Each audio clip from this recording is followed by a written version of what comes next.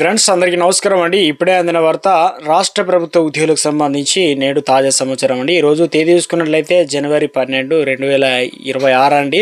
So ముఖ్యంగా ప్రభుత్వ ఉద్యోగులకు సంబంధించి 2 నుంచి 3 అప్డేట్స్ అయితే ఉన్నాయన్నమాట. గుడ్ న్యూస్ చెప్పే ప్రయత్నం చేశారు సంక్రాంతి పండుగ కానుకగా. సో ఆ వివరాలు ఏంటనేది కూడా వీడియోలో తెలుసుకుందాం. వీడియోని చివరి వరకు చూడండి, అర్థమవుతుంది. మొదటిసారిగా ఛానల్ వస్తే తప్పకుండా సబ్స్క్రైబ్ చేసుకోండి. చూస్తున్నారు కానీ లైక్ చేయడం మర్చిపోతున్నారు, వెంటనే లైక్ చేయండి. వివరాలకి అయితే వెళ్ళిపోదామండి. సో మొట్టమొదటి అప్డేట్ వచ్చేసి ఇక్కడ వచ్చేసి రిటైర్మెంట్ బకాయిల కోసం ఎదురు చూస్తున్నటువంటి రిటైర్డ్ ప్రభుత్వ ఉద్యోగులకు ముఖ్యమంత్రి రేవంత్ రెడ్డి శుభవార్త చెప్పారనమాట. చాలా కాలం నుంచి పెండింగ్లో ఉన్నాయి, సమస్యలను త్వరలో పరిష్కరిస్తామని హామీ ఇచ్చారనమాట. సో ఇక ముఖ్యంగా చూసుకున్నట్లయితే డిఏ పెంపు విషయంలో కూడా కీలక ప్రకటన అయితే చేశారనమాట. సంక్రాంతి పండుగ వేళ సీఎం రేవంత్ రెడ్డి ఉద్యోగులకు, సీనియర్ సిటిజన్లకు సంబంధించి జిల్లా పునర్వ్యవస్థీకరణ ప్రక్రియపైన కీలక ప్రకటన చేశారు. అదేవిధంగా ప్రభుత్వ ఉద్యోగులకు సంక్రాంతి కానుకగా డిఏ పైన ఉద్యోగులకు సంక్రాంతి కానుక డిఏ పైన సంతకం చేసి వచ్చానని చెప్పేసి సీఎం రేవంత్ రెడ్డి తెలిపారు. త్వరలోనే మరో డిఏ ఇస్తున్నట్లు కూడా ఇప్పటికే 3 డిఏలు కాంగ్రెస్ ప్రభుత్వం ఇచ్చిందని, మరో డిఏ విడుదలకు సంతకం చేసినట్లు సీఎం రేవంత్ రెడ్డి వెల్లడించారు. సో మరో డిఏ విడుదలకు సంతకం చేసినట్లుగా అయితే Telangana gazetted officer, Telangana association 2026 diary calendar ఆవిష్కరణ, బాల భరోసా పథకం, ఇక అదేవిధంగా ఇక ముఖ్యంగా చూసుకున్నట్లయితే ఉద్యోగులకు సంబంధించి ఆరోగ్య భద్రత విషయంలో పూర్తిస్థాయిలో రైతు అంటే భరోసా ఇచ్చే చర్యలు తీసుకుంటున్నామని ముఖ్యమంత్రి రేవంత్ రెడ్డి తెలియజేసే ప్రయత్నం చేశారు. ఉద్యోగులకు ప్రమాద బీమా ₹1,00,00,000 ఇచ్చేందుకు ప్రణాళికలు కూడా రూపొందిస్తున్నామని చెప్పారనమాట. ఉద్యోగుల రిటైర్మెంట్ బెనిఫిట్ సమస్యలను త్వరలోనే పరిష్కరిస్తామని తెలిపే ప్రయత్నం చేయడం జరిగింది. సో ఇక ఇందుకు సంబంధించి చూసుకున్నట్లయితే ఇక ముఖ్యంగా 10.5 లక్షల మంది ఉద్యోగులు కూడా ఇందులో వచ్చేసి భాగస్వాములు అని రేవంత్ రెడ్డి అన్నారు. మీరే మా సారథులు, మా వారధులు, మీ సోదరుడిగా మీ అండగా ఉంటూ భరోసా ఇచ్చారని చెప్పేసి ఒక అప్డేట్ అయితే ఇవ్వడం జరిగింది.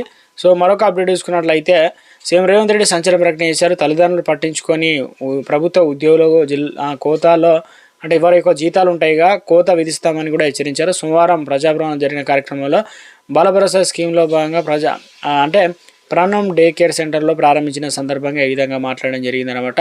సో ఇక అంటే ఈ సందర్భంగా మాట్లాడుతూ పలు కీలక వ్యాఖ్యలు చేశారు. ప్రభుత్వ ఉద్యోగులు తల్లిదండ్రులను పట్టించుకోకపోతే వాళ్ళ యొక్క జీతాల్లో 10 నుంచి 15% అంటే వారికి ఎంతైతే శాలరీ వస్తాయో 15% కావచ్చు, 10 నుంచి 15% కోత విధిస్తూ వార్నింగ్ ఇచ్చారనమాట. తల్లిదండ్రుల ఖాతాలో నేరుగా అవి క్రెడిట్ చేస్తామనే విధంగా చెప్తున్నారనమాట. ఎందుకంటే తెలంగాణ రాష్ట్ర వ్యాప్తంగా ఉన్నటువంటి ఉద్యోగులకు సంబంధించి మరో అప్డేట్ ఇచ్చారు. ఇక్కడ వచ్చేసి గత ప్రభుత్వం 8 లక్షల కోట్ల అప్పు భారాన్ని మాపై మోపి వెళ్ళిందని విమర్శించారు. రాష్ట్ర ప్రభుత్వం ఆదాయం 18,000 కోట్లు కాగా ప్రతి నెల 22,000 కోట్ల అప్పులకు చెల్లించిన పరిస్థితి అయితే ఉందన్నారు. సగటు మధ్యతరగతి వ్యక్తి గౌరవం కుటుంబాన్ని ఎలా ముందుకు తీసుకెళ్తున్నారని, ప్రభుత్వాన్ని కూడా అదే మా పరిస్థితి అని వ్యాఖ్యానం. ప్రభుత్వాన్ని నడిపేందుకు కేవలం ముఖ్యమంత్రి రేవంత్, మంత్రులు, ఎమ్మెల్యేలు మాత్రమే కాదు 10.5 లక్షల మంది ఉద్యోగులు కూడా ఇందులో భాగస్వాములని తెలిపారు.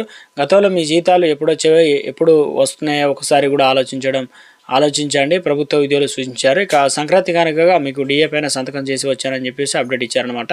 అంటే ప్రభుత్వ ఉద్యోగులకు సంబంధించి డిఏ అనేది 3.64% పెంచుతూ సర్కారు జీవో విడుదల చేసింది. దీంతో 2023 జూలై 1 నుంచి ఇది వర్తించనుంది. పెరిగినటువంటి డిఏ జనవరి నెల వేతనంతో కలిపి ఫిబ్రవరి 1 అయితే చెల్లించనున్నారనమాట. ఒక గుడ్ను చెప్పే ప్రయత్నం చేశారు.